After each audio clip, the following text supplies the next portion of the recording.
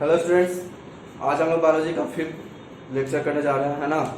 तो इसके पहले हम लोग लास्ट क्लास में पढ़े थे सेल वॉल का स्ट्रक्चर एंड फंक्शन, है ना।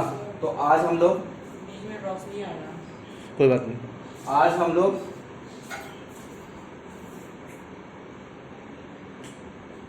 ठीक है। तो आज हम लोग पढ़ेंगे साइटोप्लाज्म। आज हम लोग क्या करने जा रहे हैं, साइटोप्लाज्म से स्टार्ट करेंगे। तो स्ट्रक्चर ऑफ साइटोप्लाज्म से स्टार्ट करते हैं। देखो, साइटोप्लाज्म जो होता है वो हम लोग जो साइटोप्लास्ट होता है वो हम लोग के जो सेल में एक ग्रीन कलर का ऑर्गेनेल्स होता है। सेल के अंदर में किस कलर का ऑर्गेनेल्स होता है? ग्रीन कलर का ऑर्गेनेल्स होता है, जो spherical in shape, small spherical in shape का होता है। उसी को हम लोग क्या बोलते हैं? क्लोरोप्लास्ट। उसी को हम लोग क्या बोलते हैं? क्लोरोप्लास्ट। इसका काम क्या है? ये प्लांट्स को खाना बनाने में के प्रोसेस में मदद करता है। ये प्लांट्स को खाना बनाने के प्रोसेस में मदद करता है, मतलब फोटोसिंथेसिस में मदद करता है।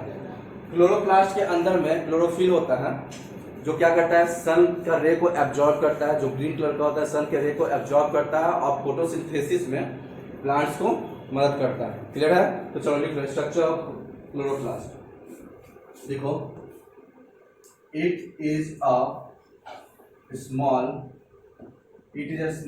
spherical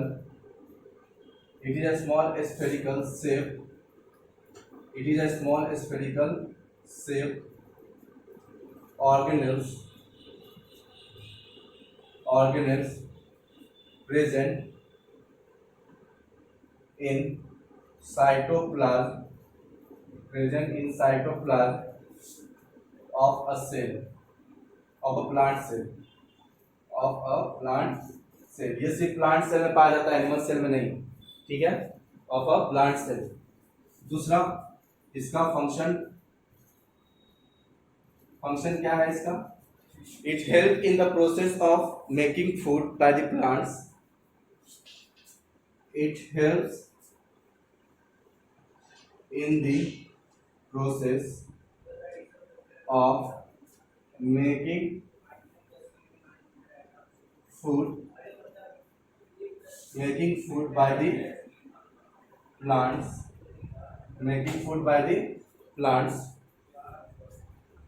that is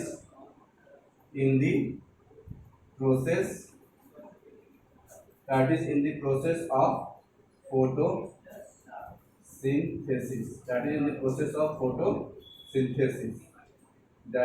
process of photosynthesis, तो ये फोटोसिंथेसिस में प्लांट्स का मदद करता है। ठीक है, तो ये प्लांट्स के ऑलमोस्ट उस हर एक पार्ट में प्रेजेंट होता है जहां पे प्लांट्स ग्रीन कलर का होता है।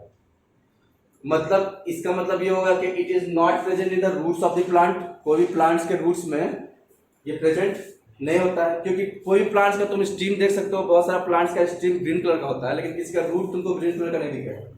रूट हमेशा ब्राउन ही दिखेगा, है ना। तो यहां पे लिख लेना नोट करके, it is not present in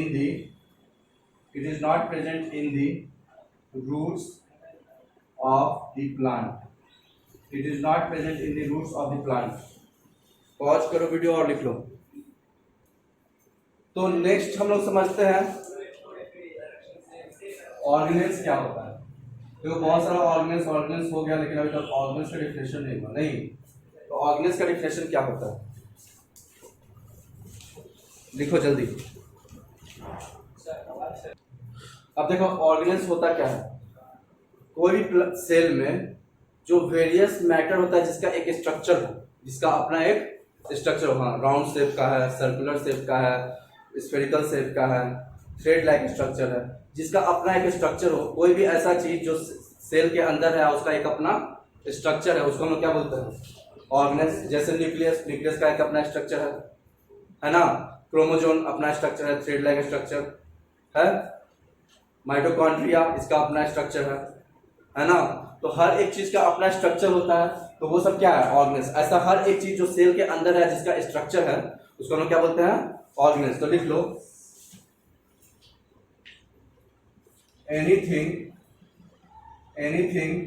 that has anything that has a structure, anything that has a structure and found and are present, anything that has a structure and is present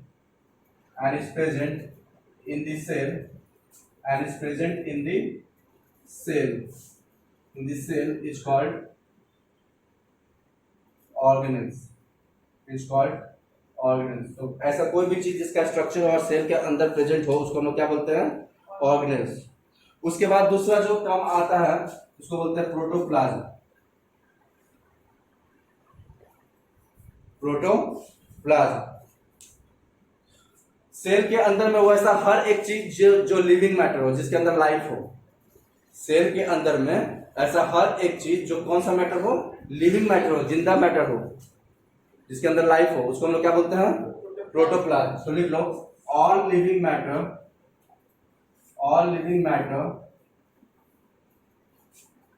in a cell, all living matter in a cell is called protoplasm. अब ध्यान दो, all living matter बोले तो cell wall क्या living matter है? Cell wall में life होता है? नहीं। तो वो प्रोटोप्लाज्म नहीं है। क्लियर है? समझ में आ रहा है? तो प्रोटोप्लाज्म क्या होता है? प्रोटोप्लाज्म साइटोप्लाज्म प्रोटोप्लाज्म है, न्यूक्लियस प्रोटोप्लाज्म है, और बाकी सब ऑर्गेनेल्स प्रोटोप्लाज्म है। इवन सेल मेम्ब्रेन भी प्रोटोप्लाज्म है, क्योंकि जो सेल मेम्ब्रेन है उसमें लाइफ होता है, सेल वॉल में लाइफ नहीं होता है। क्लियर है? तो ये सब क्या है? जिसके अंदर भी लाइफ है, कोई भी लिविंग मैटर, चाहे वो ऑर्गेनेल्स हो, चाहे वो न्यूक्लियस हो। न्यूक्लियस भी एक ऑर्गेनल है, सबसे बड़ा ऑर्गेनल्स को हम क्या बोलते हैं, न्यूक्लियस, एनिमल सेल में। ठीक है? तो कोई भी मैटर जिसके अंदर लाइफ है सेल के अंदर में, उसको हम क्या बोलेंगे, प्रोटोप्लाज्म। क्लियर है ये दोनों डिफिनेशन? अब नेक्स्ट लिखो,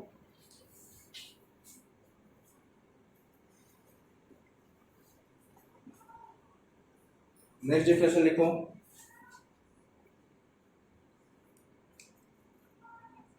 plastic.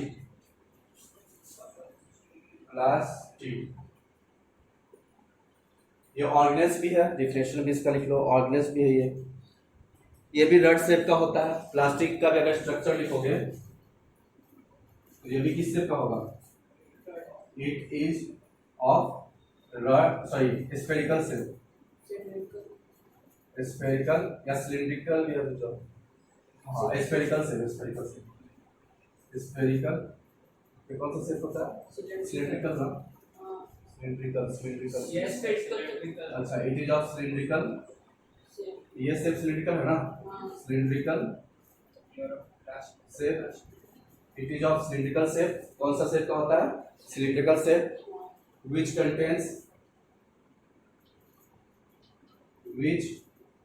it is of cylindrical shape, present in cytoplasm, कहाँ पे प्रेजेंट होता है, साइटोप्लाज्म में, and contains color matter, इसके अंदर कलर मैटर होता है, and contains color matter, जो कलर डिसाइड करता है ना, and contains color matter को हम लोग क्या बोलते हैं, पिगमेंट्स। क्या बोलते हैं, pigments. It contains colour matter called pigments. ठीक है? ये स्ट्रक्चर हो गया, डिफिनेशन भी बोल दो, स्ट्रक्चर भी बोल दो, दोनों यही होगा। क्लियर है? इसका अगर फंक्शन बोलोगे तो क्या हो जाएगा, इसका फंक्शन अगर बोलोगे तो क्या हो जाएगा,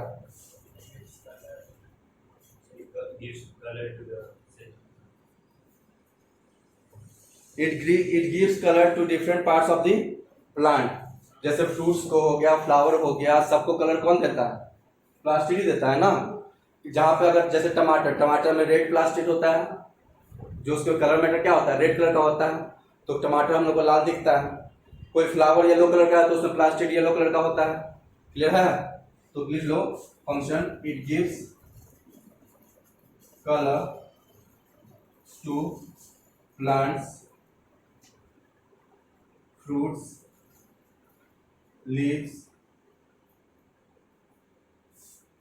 flowers ETC जल्दी।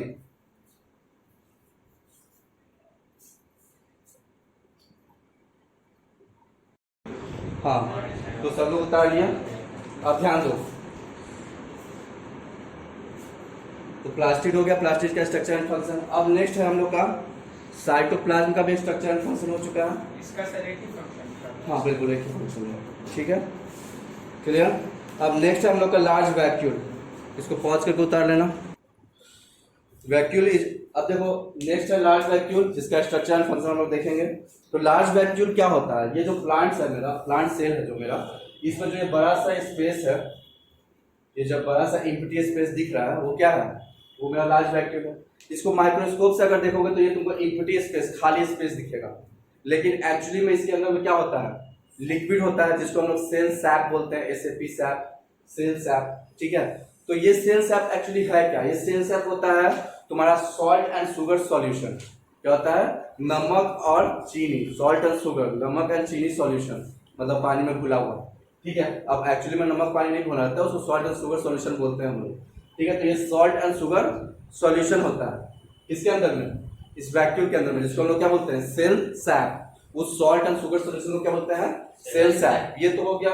अब देखो इसका फंक्शन क्या है, इसका फंक्शन है कि ये है storage house of the cell, ये सेल का स्टोरेज हाउस है। जो भी सेल का वेस्ट हो या कोई भी मटेरियल है जिसको स्टोर करके रखना है, तो सेल इसी के अंदर रखता है, वैक्यूम के अंदर में ही अपना वेस्ट मटेरियल को स्टोर करके रखता है। दूसरा, ये सेल को हार्ड बनाता है। ये क्या करता है, इसमें जो लिक्विड होता है इसके बाउंड्री के पास बाहर की तरफ पुश करता है इसको, वैक्यूल को। अब वैक्यूल को पुश करता है तो इसमें जो साइटोप्लाज्म है वो भी पुश होगा।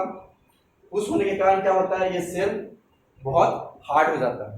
सेल क्या हो जाता है, बहुत हार्ड हो जाता है, क्लियर है, मतलब टर्जिड हो जाता है, TURGID। चलो लिख लो structure. It is a space in the cytoplasm of a cell.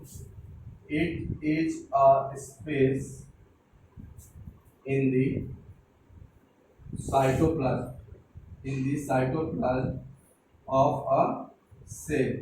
It is the space in the cytoplasm of the cell enclosed by a membrane, enclosed by a membrane, enclosed by a membrane, enclosed by a membrane. It contains salt,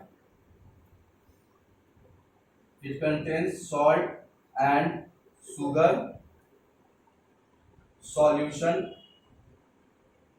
called, क्या बोलते हैं उसको, cell SAP, उसको बोलते हैं cell SAP, ठीक है। और इसका फंक्शन क्या है, पहला function, it is a storage house of cell, it is a storage house of cell. It stores all the waste material of the cell, it stores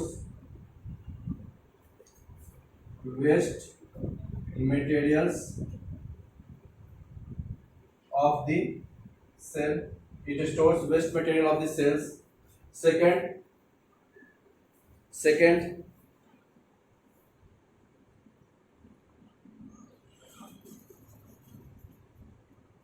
the pressure of the cell shape keeps the plant cell turgid. The pressure of the cell sap keeps the plant cell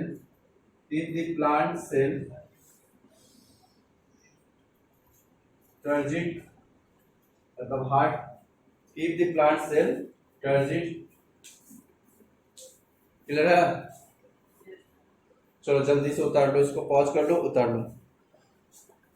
और यहाँ तक तुम लोग का test में आएगा कल, large vacuole तक कल के टेस्ट में, तो सैटरडे को जो टेस्ट होने वाला है तुम लोग का, उस टेस्ट में आएगा, क्लियर है।